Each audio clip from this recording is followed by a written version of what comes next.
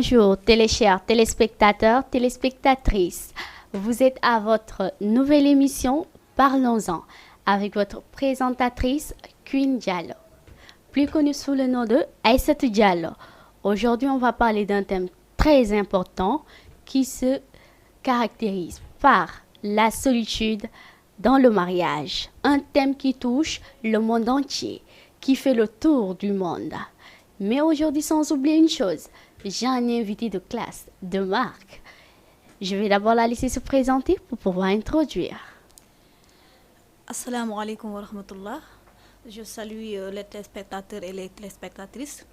qui nous suivent dans le monde entier, donc notamment tous les diasporas. Donc je vous salue et je me nomme Fatima Diallo. Donc merci pour l'invitation. Ah, je vous en prie, c'est un grand plaisir. Et aujourd'hui, bëgguma dara mu yomb dama bëgg plateau bi muy tar ñu ciy xeex ndaxte thème bi moom naruto yomb duma ci bàyyi dara mu sedd man moom dama leen di teel a wax je ne suis ni pour ni contre. Et le thème, je vais essayer de le développer pour que vous ayez un aperçu là-dessus. Aujourd'hui, on va parler de ces hommes. Quand ils sont dehors, ils parlent à leurs amis comme si c'était leur... En fait, il y a la joie de vivre unique et qu'ils étaient les plus heureux. Et c'est pareil pour certaines femmes, quand elles sont dehors, elles font free life. Dañuy dund lu neex nekk ak seeni xarit di foo wante bu ñu yegsee seen biir kër surtout maa góor yi doon ay gaynde jabar yi jox ma tegal indil kese lañ yam jigéen yi indil yóbbul jeex na ñu mel ni ñaari gaynde ci biir kër mais tey loolu lañ bëgg a waxtaanee. Pourquoi cela dans les mariages alors que vous vous êtes unis devant Dieu et les hommes pour le meilleur et pour le pire mais lu tax kon du ñaaw loolu seen diggante. Et pour loolu balaa ñu ciy dugg nag ñu ciy gën a développer on va avoir une chanson de Baye Mass dénkaane ñu déglu paroles yu important yu mu wax ci mariage ak sens bu chanson bi am loolu laa bëgg ñu déglu bu dee régie bi pare na.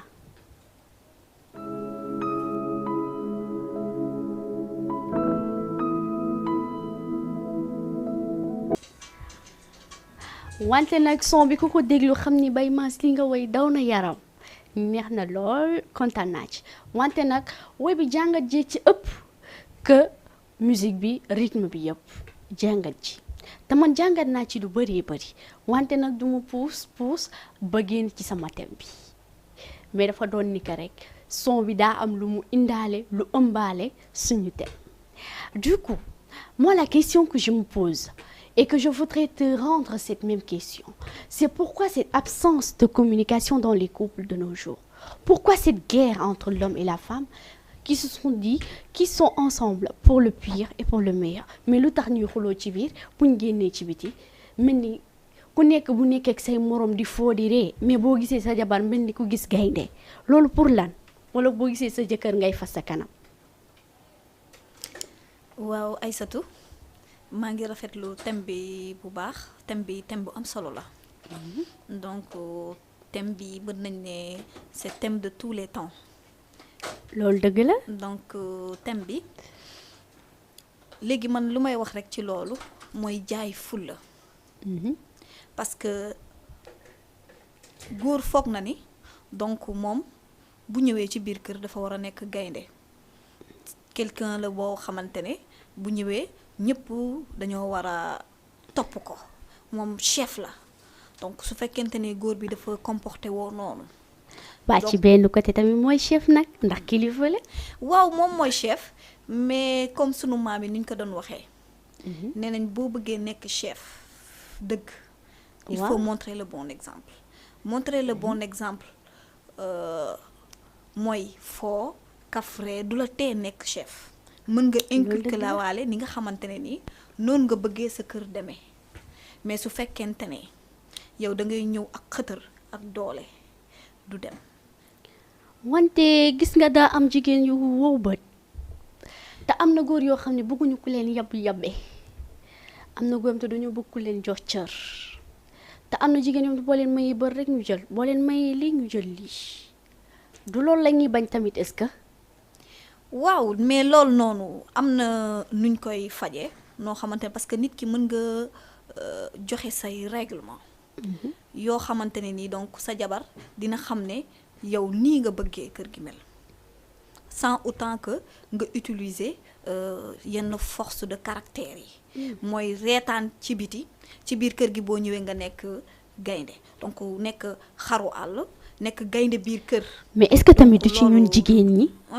est-ce que tamit du ci ñun jigéen ñi est-ce que ñu ngi def ngir lu koy reetaan loo est-ce que ñu ngi waxtaan di ree ak moom. mais loolu noonu jigéen.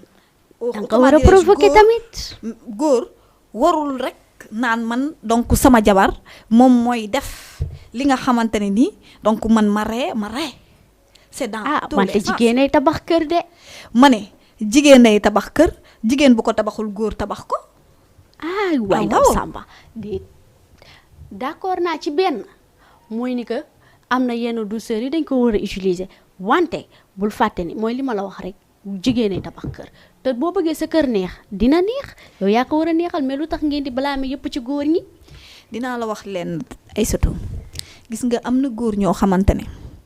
boo doon chaque jour ngay neex comme lem ci ñoom ci sa kanam di fireeku ñoom toujours benn kanam bu sévère la ñuy ñëwee parce que ñoom li ñu gëm ci seen bopp mooy bu ñu duggsee ci biir kër gi da ngay ñëwaale ak ñàngal donc pour ñoom ñàngal boobu noonu ngay ñëwee ci la sa jabar di respecté ci la waa kër gi di respecté mais boo foowee ak ñoom nga kaf ak ñoom nga reetaan ak ñoom kenn du la respecté mais même sa doom léeg-léeg nag nga taseeg benn góor mu am problème am ci fu muy liggéeyee mu wàcc kër ga fas kanam bi ndax problème bi ndaxte xam na ni bu ñibbisee day bàyyi benn problème kër liggéey ba war a ñëw kër ga fekkaat fa benn genre jabar joo xam ni maara day taali. Qu'est-ce qu'elle te dit? Je n'ai pas encore acheté ceci, il me manque ça. Elle commence à te citer tous les problèmes du monde. Mais où est-ce que tu vas retrouver le sourire? Sourire bi du fa am. Aïssatou jigéen nit la du fekkente ne depuis ngeen sëy début sëy ba début sëy bi waaw ni nga ko doon neexalee waaw donc doo ko continuer boo amee jafe-jafe ci biti moom su ñëwee gis sa kanam dina xam ne kii kat tey lu tax mu changé parce que ci biti neexul mais du fekkente ne yow da nga ko takk nga indi ko ci kër gi nga commencé wane ne yow yaay chef bi di commencé fas sa kanam tu es tout le temps comme ça tu es quotidiennement comme ça mais loolu tu es quotidiennement comme ça personne ne peut ça mais attends loolu côté boobu du ci côté jaay fas kanam wala mer la non mais yow nan ngay amee sa problème liggéey sa liggéey ñibbisi tu retrouves une femme qui est là elle te dit non c'est fini il y a gaz bi huile bi li ak li xale yi di yuuxu fee noo tu n'as même pas où te reposer parfois tu as même envie de sortir de chez toi pour aller ailleurs respirer un peu l'air pur même quand tu as des dettes ou autre. Mais parfois, tu ne penses pas que c'est à nous les femmes, dès qu'ils entrent, de regarder leur visage et de savoir qu'aujourd'hui, il n'est pas bien et de faire une atmosphère de calme, en fait. Après, on me retrouve à calme, sérénité. Aïssatou, ma wax la dara. Gis nga gaz su jeexee dañuy wax ne gaz bi jeex na. mais am na manière bu ñu koy waxee da ngay wax jeex na ceeb jeex na moom ceeb jeex na rek lañ mën a wax. mais c'est à ko góor ki parce que du fekkente ne yow yaa xam nga ni fii donc ku ci nekk ci ñun xam nga ne doo jëndee sa ravitaillement par mois nga jënd sa ravitaillement par mois. war nga mën a calculer ne man kat donc ñaari gaz moo ma war a mën a doy ci kër ga comme ça je donne mon exemple man ñaari gaz ñooy doy sama kër. fin du mois mooy ku mag ak lii bi du fekkente ne loolu da ngay jënd li nga xamante ne kenn du la sonal. soo jëndee sa yëpp tege doo egg si mukk ba kenn ne la ceeb jeex na gaz jeex na parce que xam nga ne ceeb moom c'est obligation la. ci biir kër gi gaz aussi comme léegi taxani amul donc obligation la. pourquoi ngay xaar bañ naan jeex na. non attends dañuy waxante dëgg yow tey boo jëndoo 10 saaku ceeb yàlla mu fekk kër famille la boo tegle woon say 5 gaz lu yàgg day jeex. te bu jeexee léegi jigéen ñi de nos jours lenn mooy seen problème xamuñu comment ils doivent dire à leurs hommes que voilà jeex na mais góor danga koy nappal di naxanteeg moom. waaw bu jeexee daal dañuy wax jeex na. ah non mais il y a une manière de le faire à utiliser la douceur le calme pour pouvoir le faire en fait. Parce que à chaque fois, comme on dit toujours, l'homme c'est comme un bébé, il faut savoir le convaincre. mais boobu ba noonu donc yeneen yooyu noonu ay salañ yi ci biir yoo xamante ne donc loolu du temps am heure bi nga xamante ne gaz jeex na moom gaz jeex na rek lañ mën a wax keneen mënul wax leneen lu dul gaz jeex na ceeb bi jeex na diwlin bi jeex na noonu daal je crois que noonu lañ ko mën a waxee ak noo mën a nabbee même bu fekkente ne chéri mon amour mon bébé ngay wax sax jeex na nga cay teg moom y a pas un autre mot qui remplace jeex na donc jeex na moom dara mënu ko remplacer am na ay jigéen ok d'accord naa góor ñi dañuy mel noonu am na góor yu mel noonu mais n'empêche am na même jigéen léegi ñoom lan mooy seen justification jigéen yi nga xam ne ñoom dañuy génn nekk ak seeni copines dem resto def lépp foo on dirait même pas des femmes mariées et quand elles sont dehors elles font ce qu'elles veulent et s'habillent comme elles veulent mais tey quand elles sont chez elles dañuy solo n'importe comment duñu xool sax nu ñuy solo et pourtant yow ku jigéen ki ni nga war a sol da nga war a bëggal ki nga nekkal mais kii ñu nekkal ci biir néeg bi mënul xam sax seen odeur parfum lan la loolu tamit moom donc maa ngi ciy ñaax sama mbokku jigéen ñi donc di leen wax loolu moom nekkul lu ma rafet lu man donc du fekkente ne boo solee yëre bu rafet da ngay génn ci biti moo tax ngay solu boo solee yëre rek ñu ne kii fan la jëm dafay génn tey donc du noonu donc war nga mën a am yëre yoo xam ne moom ngay sol ci biir kër gi c'est uniquement sa jëkkër donc du fekkente ne sëy moo la tax a jóg war nga am noo mën a solo waaye nga bëgg di sëy fu jiin seere nekk nga sol ko capati génnee ween paccal ween yi ci biti loolu moom vraiment mooy marchandise u biti nañ waxante dëgg benn côté nag nga joxe marchandise u biti dañoo war a defaru bu ñuy génn nag bul fàtte tamit mais defaru ci jigéen dafa baax ñuy génn mais man sama problème mooy duñu defaru ngir seen jëkkër mais booy génn war nga defaru mais ñi dul defaru ngir seen jëkkër laa wax ma booy génn war ngaa mën a defaru ndax nit ñi mën laa xool mais da ngay sol lu jot loo xam ne kenn du la gis ci biti ba xemmem la mais li nga xamante ne moom sa jëkkër moo ko moom sa jëkkër moomeelu jàmbur nga dangaa war a xam lool waaye du fekkente ne da ngay sol body mu décolleté ci ginnaaw ci kanam ween yi génn jumbax baa ngi ci biti yëfi jàmbur ngay wane safatul xorom loolu mooy lan loolu pour lan mais à un moment donné nañ waxante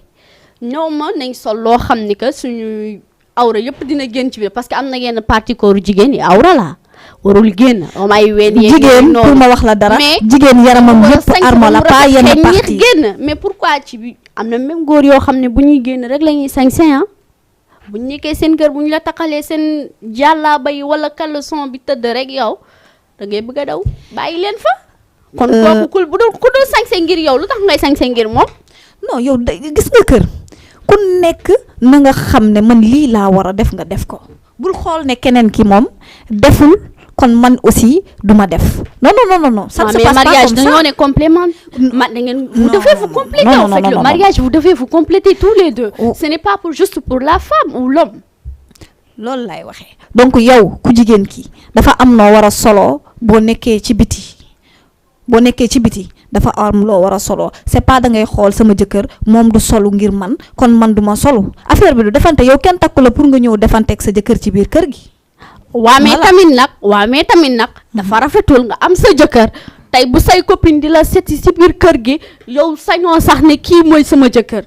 attan nga jël keneen sax ne kii mooy sama jëkkër ndax ruus mais loolu lépp nga ko tëj ca néeg bi ndax am na loolu yoo xam si jigéen bi la puisque róoram la moom moo ko war a sang soloo ko yére loolu waaw dafay toll léeg-léeg bu fekkente ne yow mat nga sa place dëgg dafay toll sax nga jëgg nga xam ne sa jëkkër mii soo ko liyul du ci li pourquoi pas nga dugal ko ci du sang ko ba mu set chéri lii laa bëgg nga sol chéri dama bëgg nga mel nii dugal ko ca jacuzzi ba waaw parce que jigéen moom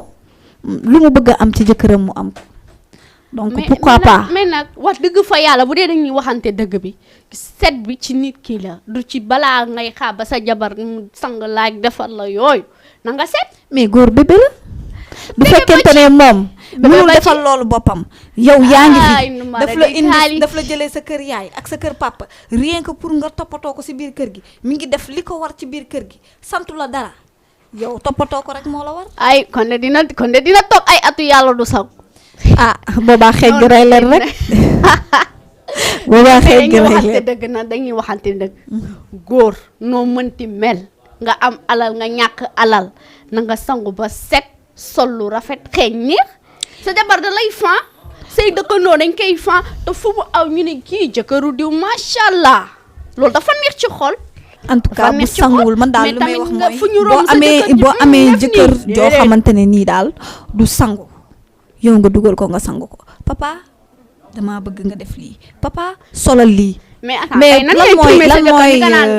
papa chéri dama sangu li da ngaa déedéet doo ko wax lool mais papa man daal nii laa bëgg nga defee bu doon sama sagu nii nga koy defee donc ak façon waxin bi wax boo xamante ne day ànd ak teggin yar ak teggin nga ne ko papa dama bëggoon nga dem defi lii papa serviette baa ngi nii demal nga sangu papa est-ce que mën nañoo mais man bu ma d'accord ma bombal la lii ma defal la lii ma defal la laa nga génneel ko aussi yére parce que sa doom bi nga jur ci sa biir nga koy nàmpal da nga koy sang góor tamit noonu la da nga koy sang di ko génneel yére donc ku góor ki aussi même chose. bu dee seen waa kër jàngaluñ ko woon bu mu nekkee xale sax moom du ma ciy débat. en tout cas yow la. léegi yow sa jëkkër wax dëgg fa yàlla góor bu mag doon kilifa dem ba takk jabar da nga sangu ba set sol yére xeeñ neex toog ci kër gi waxtaan ak sa jabar ngeen ka fooree jàmm am ci kër gi ku jigéen ki def ay feemam sangu ba set moo tamit xeeñ neex ngeen toog di waxtaan mu togg lu neex loolooy wax ci. léegi nag balaa ñoo continuer ci sama deuxième question bi nag ndaxte tey duma ko may dara fu ma bës ko dañuy dem seetaani Rema Diop Asgor Régis bu dee pare na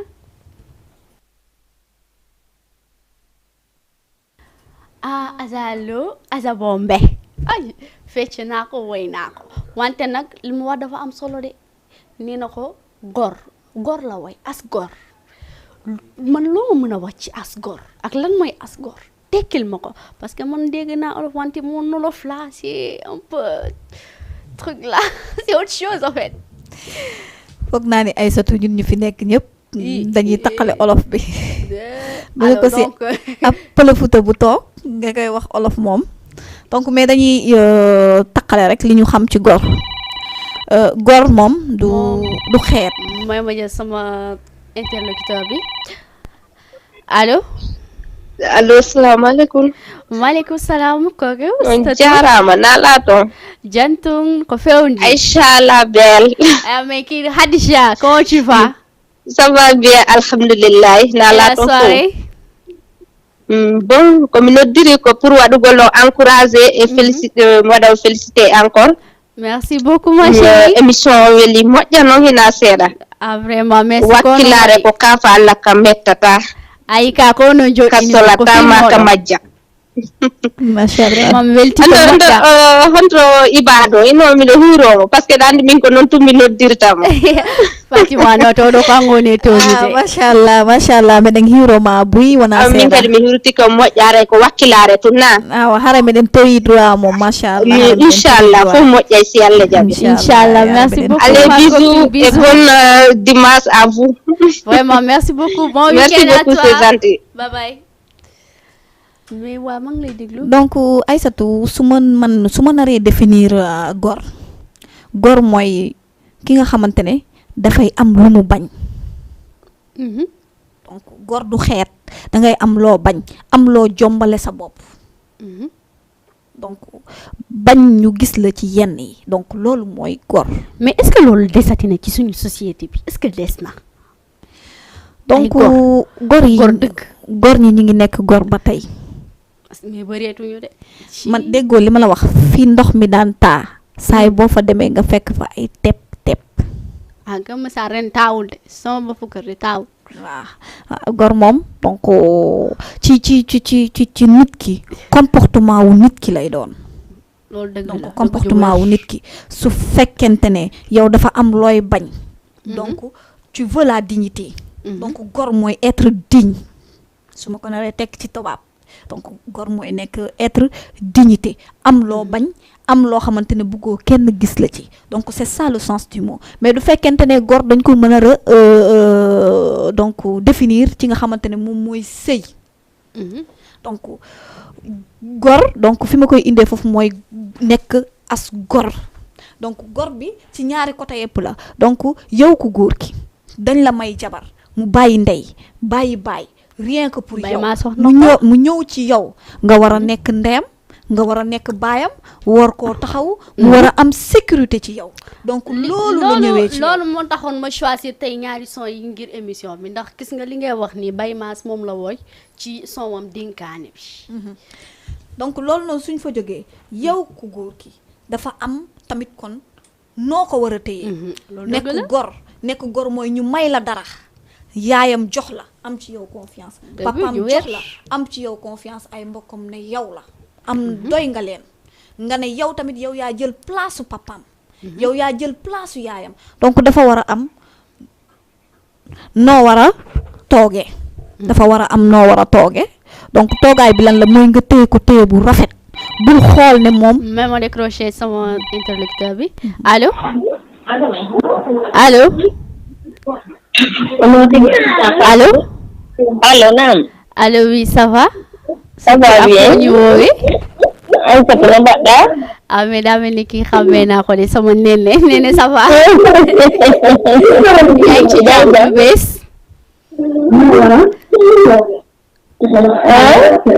mais loolu su ko defee ñu d'accord bàyyi na ngi suivre émission bi ak sama invité bi Fatima no waɗɗa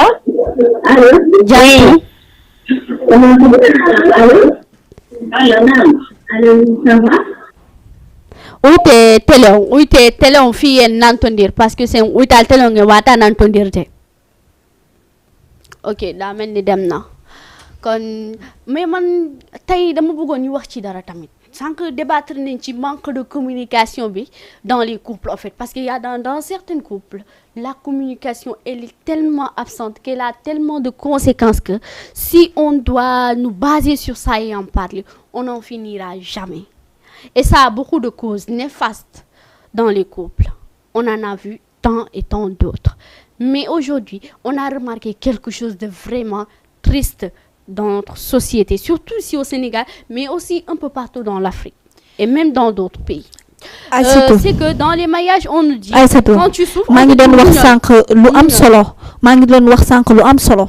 balaa nga ma doon dagg balaa interlocuteur kii bi doon appeler à la téléphone. donc maa ngi doon wax lu am solo mooy ci góor yow donc dafa war a am taxawaay boo war a taxaw sa jabar parce que dafa bàyyi ndey comme ni ma ko waxee bàyyi baay. ñëw nekk ak yow nga war a nekk yaayam nga war a nekk baayam dëgg la donc yaayam ni mu ko doon téye yërmaane bi waroon am donc yow yaa remplacé ñooñu yow yaa dem ne seen yaayam ak papaam jox leen ma ko man tey jii dinaa jël seen place donc loolu lu am importance la loolu mooy nekk gor chaque fois nga fàttaliku de lu la sa jabar def lu mu métti nga ne pourtant de ñii biñ ma koy may dañoo am yaakaar ci man wante tamit dañoo am yaakaar ne man mii dinaa jël seen place moo tax yenn yi du ma ko topp yow aussi yow ku jigéen ki war nga xalaat ne man de kii de dafa bàyyi jigéen ñu bari mu tànn ci yow mu tànn ma indi ma këram kon dafa war a am taxawaay bu ma war a taxawee taxawaay bu lan la mooy nekk yaayam jabar yaay la war a doon su fekkente ne nekkoo yaay donc ba tey des na loolu yëpp dëgg la nangu naa ko fii moom li nga fi wax dëgg la Baye Mass wax na ko Rima Diop wax na ko as gor donc loolu laay wax donc gor du xeet mais comportement la comportement bi mooy di fàttaliku toujours li nga xamante ne ni donc loolu moo taxoon ñu may la ko ɗum pula futa innata jikke goɗɗo a heɓay jikke si tawi jikke ala a ɗokkuɗoma ɓen haray ɓe nisi an toujours ko jiwo on waɗuma kon ya andu ko jikke mi okkirawo ɗo awa mi jogortomo jikke jikku voilà jikke loolu mooy gor ci mariage dëgg la aduna ko jikke kaari de okkila ko ya laɓe jikku donc ko jikku kadi no tawa e goɗɗo hande neɗɗo no wawɗa waade wo si a iwi ko ma a ari ko ma kadi ɓay minata ari ko goɗɗo ɓay si goɗɗo ari ya jombima o addima e nder galle haray ɗum iwti ko goɗɗo arɗa haray koko ma wonɗa donc addu jikku labaɗo jikku moƴƴo amni changeons un peu nos comportements essayons de nous améliorer et surtout dans nos foyers d'être des bonnes personnes pour ne pas dire des personnes parfaites mais on a cette tendance que l'on remarque de nos jours Aïssatou gis nga nit am na nuñ lay nuyu sama interlocuteur allo way hiɗon e jaam jantum meɗen e jam ko fewndi ala ton jantum alhamdulillah no waɗɗa no wondiɗo ma on meɗen e jam alhamdulillah machallah sa jam miɗo e jam buy miɗo hiwro émission mo on no weli de machallah eyo on jarama buy yo Allah moƴƴin amin amin yo Allah ɓeydu moƴƴinde yo Allah waɗu barke golle ɗe amin amin amin Allah inde nden ko honno e ko honto noddirton men mi salmini wondiɗo ma on ko nena sawa yayla mi salminimo no wiyete ko Fatima Diallo Fatima Diallo mi yetto Diallo ɓe moƴƴani ko feewi de nene ono ko haalɗo wonno moƴƴi ɓe gaccanayo meɗen so bour nak bawɓuri moƴƴude meɗen hiwro on boy machallah eyyi mi salmini on jarama meɗen toro duwama meɗen toro duwama buy wona seeɗa voilà merci ok d'accord merci beaucoup yaa ngi wax ma déglu la mais man dama doon wax benn point bu crucial mooy ni que tey muñ bi tey da ngay dund sa mariage loo xam ne xara no muusi xara koy be indi muñ nga dund lu metti ñu ne la muñal tu vis des moments difficiles tu peux pas te confier à tes parents ou à un ami proche ou à ton propre père même qu'est-ce qu'il te dit au lieu de te soutenir et d'essayer d'approfondir la situation pour te comprendre ce que tu vis, on te dit muñal. Lu tax muñal ba kañ. Aïssatou dafa am loo xam ne donc lu ñu war a mën a muñ la ci sëy. ma wuyu sama téléspectatrice bi. Allô? Allô? Allô? Allô? Allô? Allô? Allô, oui. Sang ça va? Ça va bien. Ça va, alhamdulillah. Ñu ngi leen nuyu di la laaj ci sa tur ak sa sant ak foo ñu woowee. Masude. Jantung alhamdulillah. Inde ne nga ko noddata min. Uytu téléma. uyte télé on en o nantodiren uyton télé on so noddi on uyte télé mon on heɓe no nantodiren wawen yewtude haala ka ɓurta welde donc halla yettade ma joni dewle ɗen a yahi heɓa probléme musuɗoma ko babema ya ko modima plutôt yeɗɗa babema ma nenema ma hay kutirawo ma on mais ɓe essayata andugol où est le problème ils vont pas chercher à savoir où se trouve le problème on te dit comme toujours muñal mais pourquoi jusqu'à quand waaw comme Aïssatou nu ma la ko waxee rek dafa am loo xamante ne ni donc il faut que nit ñi wax la ko donc soo ñëwee wax lii laa am problème bii laa am ci sama sëy donc li lay njëkk a wax mooy muñal mais est-ce que mën nga koo muñ est-ce que mën nga koo muñ c'est ça la question est-ce que mën nga koo muñ am na loo xamante ne mën nga koo muñ am na loo xamante ne moom soo fa eggee boo yeboo rek gaaw def say dëbës rek dem balaa nga fay am Marioto Kumba soxna loolu moom dëgg la waaw donc nit mënul muñaale mooy l'humiliation ci sëy l'humiliation mooy lan donc nga nekk ci kër goo xamante ne sa jëkkër faalewu la yëgu la tinu la ku jot attaqué la moom il n'est jamais là donc loolu ak beneen bi mooy nga gis ne sa jëkkër mii c'est comme si dañ la forcer may la ko mais ndëgeel bi dafa des góor ñi parce que man dama wax ci muñ mais bu ma nee muñ ça veut pas dire jigéen ñi kese am na góor mais kan la ñuy muñal mais góor la ñuy muñal ça doit être Aïssatou gorko no doit muñanade debbo no doit muñanade gorko wana déggoo ma de waxal kon ma dégg jox naa la nopp bu baax da ngay muñal koo xamante ne koo mën a muñal la mais koo xam ne foo toog mu rusloo la ko nga ɓeya komi halta ko ɓeynama a buttu a faccu dewgal mo annduɗa ko a buttu tun a faccu ɗon muñotako ɗon muñotako hayde moɓuɗa bagasiji ma ɗin luɓorɗa gila rawtuma a heɓuɗa ɗon Kumba Teneng et Samba Teneng. Je te dis une chose. Aujourd'hui, si au moindre petit problème, tu prends tes clics et tes claques, tu pars chez ta mère, tu vas la retrouver où? Là où tu avais laissé? Dans la chanson, tu vas la retrouver chez ton père. Mais donc, où est le sens de ce que tu fais? Où est l'exemple que tu veux donner à tes enfants? Est-ce que l'exemple que ta mère t'a donné? Non. Sa yaay sa papa lu tax mu toog ci sa papa sa yaay li tax mu toog ci sa papa parce que sa papa da nga nekk di ko muñal suturaal ko mais du fekkente ne da ngay nekk góor boo xam ne du la suturaal fu mu toog uñi sa sutura toroxal la ci say digg moroom mais donc kooku mënatoo ko muñal xam nga lan la ñuy muñ Aïssatou xam nga lan la ñuy muñ xam nga lan la ñuy muñ ñàkk dépense la ñuy muñ diw amul dépense lu tax joxewul parce que amul loolu la ñuy muñ non mais humiliation mooy dóore yi ak saaga yi am na sëy yoo xamante ne il faut nga muñal leen yenn yi non am na yenn yi il faut nga muñ ko parce que chaque fois boo nee problème nga dem si tey addu dama on ko piggal mais fooy fekk sa yaay fooy fekk sa yaay du fekkonte ne yow da ngay sa yaay bu fekkente ne day dund ay dóor ak ay saaga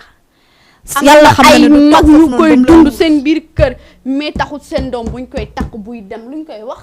boo demee ni da ngay muñ daal looy muñ daal mooy Aïssatou man je ne suis pas d'accord looy muñ daal mooy manqué dépense la ñuy muñ sama jëkkër amul lu ma jëndalee yëre sama jëkkër amul lu ma jëndalee daal ma doo gis ku musa mais am na loo xamante ne moom c'est immuable tout est muñable. Tout est muñable aujourd'hui. Il y a des choses muñables, bon disons, il y a des choses muñables. Parce qu'aujourd'hui, quand un homme te frappe et que tu dis, tu vas rentrer chez tes parents, tu vas retrouver ta mère chez ton père. Ta mère, il se peut même qu'elle a enduré. Il ne faut jamais perdre la confiance. La femme doit être confiante. Non, on est confiant. C'est pas parce que bon, si un homme te traite comme un déchet, si un homme, il t'amène chez toi, il te traite comme un déchet, montre-lui que tu as de la valeur. Parce que le déchet d'un homme, le déchet d'un homme, c'est le trésor de notre homme. Il faut que... Non. Il y a des hommes qui savent comment traiter une femme, qui traitent une femme comme une princesse. Au début, le respect, l'amour. Parce que l'homme c'est du dur, c'est du saga. C'est de humiliation. Mais dañoo xam ne yooyu yëpp mën na fa am mooy tax ñu ñuy naan sëy daal luñ ciy muñ daal mooy sëy daal luñ ciy muñ mooy man je crois que même suñu papa yeeg suñu yaay bu ñuy wax muñal ci sëy mooy sa jëkkër bu manqué lee dara donc sëy donc du fekkente ne vraiment man jigéen su ma dajeeg moom mu ne ma lu tax toog ma sama sëy sama jëkkër du ma jox dépense yow am nga sër takkal sa sër nga dem liggéey loolu nga indi defal sa bopp sama jëkkër mën ma jëndal yére sama jëkkër mën maa faj loolu c'est réglable mais loolu c'est réglable c'est on peut gérer ça mais quand nag dóor saaga là loolu moom wax dëgg fa yàlla ñu ne muñal gisoo jigéen ñu bëri léegi dañu am goitre jigéen ñu bëri léegi dañu am goitre parce que quand tu es divorcé parce que quand tu es indexé parce que yaa ngi naan su ma génnee ci sëy bi su ma génnee ci sëy bi nit ñi dañ naan ma man duma jigéenu sëykat nga nekk di dund loo xamante ne ci sa biir kër nga nekk di fa dund l'enfer boo xam ne chaque fois yaa ngi xalaat nit ñi parce que quand tu es une femme divorcée tu es indexé loolu la société bi war a bàyyi am na loo xamante ne ni nit mën na ko muñ ci biir sëy mais am na loo xamante ne loolu c'est fondamental le respect l'amour su ma koy wax mooy yërmande bi ngay respecté jigéen joo xam ne yow boo ko nee taajal ma añ say xarit yëpp toog añ bi kenn mënu koo lekk boo ko waxee fóotal ma mu ne la dama sonn sama ongli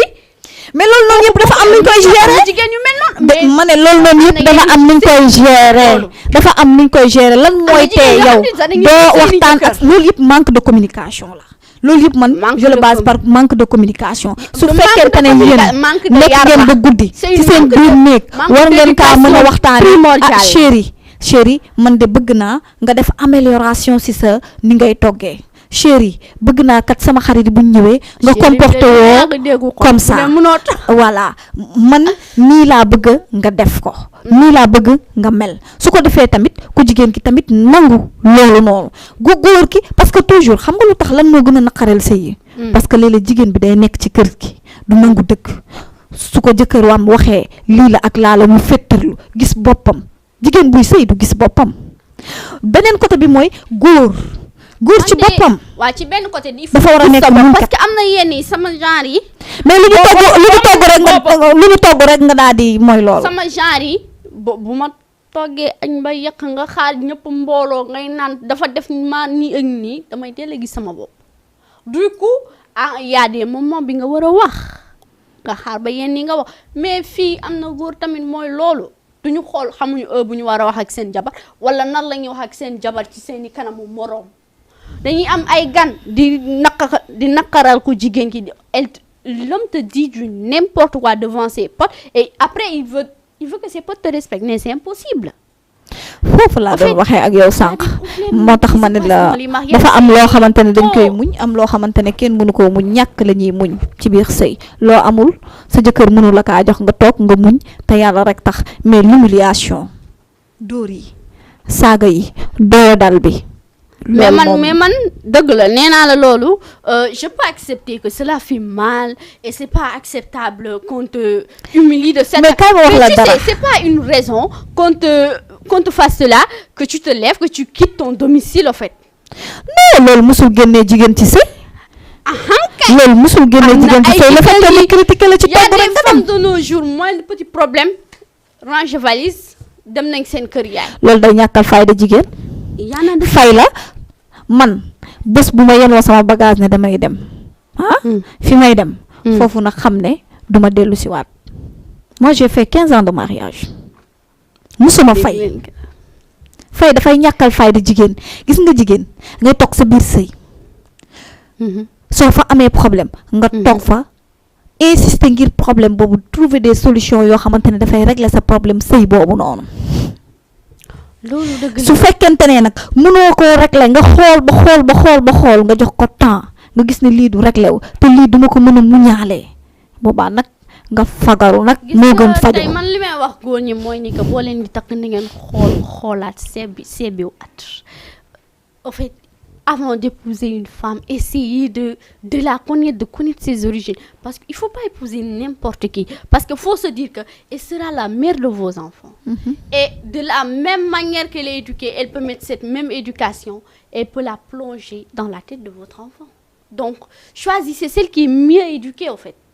y a aussi un autre problème qui se pose essayons de communiquer le plus communiquons dans nos mariages parlons mais surtout dans la discrétion évitons de nous humilier parce que man tey boo taxawee yuuxu ma taxaw yuuxu la duñu mujjee fenn on va finir nulle part pour dul ay tojante ay kaasak di bërëngu alerter kër gi et ce n'est pas beau la baka woni ngi galle hara ko weeti ko sonko waali ko sonko jamma ko sonko joni Roger mi falno yen hedito oustaz ɓe ɓen ko ɓe haali ɗum ɗon o temben ɗo hande ko hunɓe waajimo si c'est prêt أعوذ بالله السميع العليم من الشيطان الرجيم بسم الله الرحمن الرحيم إن الحمد لله نحمده ونستعينه ونستغفره ونعوذ بالله من شرور أنفسنا ومن سيئات أعمالنا من يهد الله فهو المهتدي ومن يضلل فلا هادي له وأشهد أن لا إله إلا الله وحده لا شريك له وأشهد أن محمدا عبده ورسوله أيها الإخوة الكرام والأخوات أحييكم بتحيات الإسلام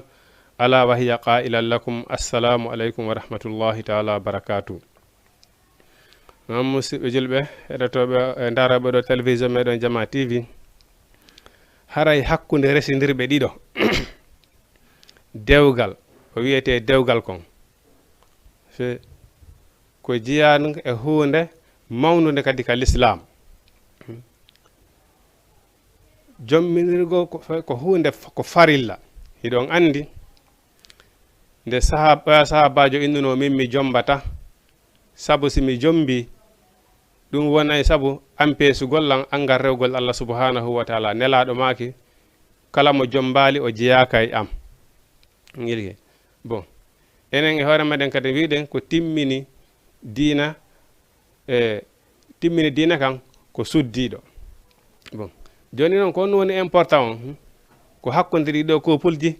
e no wona e huwodirere noon hakkude kopulji ɗin joni si a daari avant l'islam hari suddiɗo hino waɗa comme matériel si tawi woni haaju ma yani e ma aray tun ƴetta huntara haaju ma on yaha liɓa fami islamu ari imposi wila ɗum ɗon wawa wonude waɗane ɓe kamɓe sonnaɓe on valeur o wi honnum o inni si tawi woni a sokoli kadi sonnajo so dagantoma hande kadi o inni wa atu hunna sadaqati hinna faridatullah hunna mana hande kadi si sonnajo dagantoma a yaha yiida e waliyu makko on teŋamo hande kadi o daganike ma joni noon si a daari hay ayeje duworɗe dewgal ɗen ko ɗe firti kon ɗe hollay ɗon an oɗo gorko a mara valeur ɓurɗa oɗo sonnajo kan kadi o mara valeur ɓurma an oɗo suddiɗo ɓay si a daari kono Allah subhanahu wa ta'ala ni wala hun alayhinna daraja ko worɓe ɓen ɓuri marde ko worɓe ɓen woni sengo dow sonnaɓen ayi ko worɓe ɓen woni ɓuri darja e hoore sonnaɓen ko ma kamɓe sonnaɓen ɓe respecta ɗum ɗo kono noon heewi hande ko yiyata sonnajo hino daro ɗo inna kañum hara no konti sayi kanko e sonna modi makko ne ɓe wondiri ka nder suudu noon hara himo konti mo ɓuri modi makko valeur e pourtant le wata wonde sonnaji si a yayi ɗo a woni honnude sonnaji sa woni président de la république modi ma woni ɓurma wonde valeur modi ma woni kange maɗen ko modi ma woni jamam ma o ɓayɗen andi nelaɗo maki e Allah subhanahu wa ta'ala ɓayni sonnajo no yamirayno sujjangol goɗɗo ko modi makko o sujjanayno ayi sonnajo kadi alijanna makko hino e ley koyɗe modi makko ɗen ayi sonnajo alijanna makko ko e ley koyɗe modi makko ɗen woni bon joni noon an oɗo gorko ɓawde jonaɗa oɗo sonnajo no fallima honnum risgu hunna wa kiswatu hunna an oɗo gorko ko yaa dépense ɓe honnaɓe no Allah subhanahu wa ta'ala ɗo siɓe ñaami ñaama siɓe holti holta siɓe waali si waaloɗa ko noon wawata seldirde bon sonnajo kanko kadi rôle makko on ko honnum no Allah subhanahu wa ta'ala wiri noon ɓawde o teŋa o addaka suudu makko kono ɗum wiya mawɓe men fouta inni wo teŋe ko toŋe si modi ma teŋima hande kadi a wawata gorko goto dagantako ma si wona modi ma ko ɗum Allah subhanahu wa ta'ala ɓen sonnajo hay si tawni hara ko bam makko waali maayi o hana yaade sina e dunga ye modi makko dagantako sonnajo nde o yaltaka suudu makko modi makko o yaha harna e dunga ye modi makko jawdi modi ma ndin kipandi kipa nder suudu modi ma ndun sonnajo jawdi modi makko ndin e nder suudu modi makko ndun ɗum ɗon ko walani troytere ɗum ɗon o hoora julɗe makko ɗen jowi mana o juula julɗe makko ɗen joyi o hoora lewru suuma yen ɗum o ɗofto modi makko o wona yeero modi makko o gondina Allah subhanahu wa ta'ala o gondina nelaɗo Muhammadu sallallahu alaihi wa sallam Allah subhanahu wa ta'ala inni haray bafaɗe haray dambuɗe aljana ɗen udiranama mo gelke bon joni noon sonnajo kon anda kadi mana naya a ndaaru sonnajo naya ndaaru dey ɓurɓe modi maɓen si tawi woni hiɗa hoɗo ma gon hino wele hiɗa faala hoɗude naya ndaaru ɓurɓe modi maɓen ndaaru ɓe modi ma ɓuri ɓen ayi ɗum ɗon kadi no tawa ko woni e ñagasude dewle ɗen sonnaɓen ɓe darata ɓe modi maɓɓe ɓuri ɓen ko ɓuri e modi maɓɓe ɓen ɓe darata ayi ɓeynele sonnajo si tawi hiɗa faala hoɗude a wona e neɗɗo raɓɓuɗuɗo gite gasiratu tarfi sonnajo si tawi woni ɗuɗuɗo gite ɗum ɗon welnata dewgal sonnajo si o woni landotoɗo ko ɗuuɗi addu tun so moytaki o ñiɓata e dewgal ngal ayi par ce que luttata welde tun dewgal ko muññal ngal so daari Allah subhanahu wa ta'ala inni wa ja'alna baynahuma waddatan wa rahama min waɗi hakkude aaden e modi mum giggol e yurmede giggol ko woni hakkunde dewgal kon ɗum heɓota ko hay nokku si wona ɗon ay ko ɗum waɗi simaɓe men fota ande en ɓenni kamɓe si innama ko winnowo dewgal wela ɗon ɓe dakorali ɗon Allah subhanahu wa ta'ala si inni wa ja'alna baynahum waddatan wa rahama min waɗi yurmede e giggol hakkunde ko wiyete dewgal kon ɗum heɓota ko hay nokku sina ɗon min ɓeɗo sonnaɓe hande sonnajo o hoora lewru makko suuma yen ɗum o juula julɗe makko ɗen joyi o wona yeru modi makko o wona landotoɗo ko fanɗi o wona raɓɓuɗuɗo gite ko woni raɓɓuɗugol gite ngel hara o wonali si wona yeru modi makko ngelike ɗum ɗon dewgal ngal ngal ñiiɓe ngal tabita hara o joniti haqqeji modi makko ɗi modi makko gorko on kadi honnum ɓawde addi sonnajo o honnamo ko ɗum ko farilla e hoore gorko on o dépensam o honnamo o dépensamo mana o dépensamo o toppitomo bon o jalanamo o weltinamo hara gorko on o wonali jalano yowo rewɓe ɓen ka yaasito o ara o tumminano modi makko ka nder suudu ayi ɗon kadi si a daari a tawa e couple ji ɗi ni fof ɗon kadi ala hino e fof muɗum a yiyay ɗo worɓe goo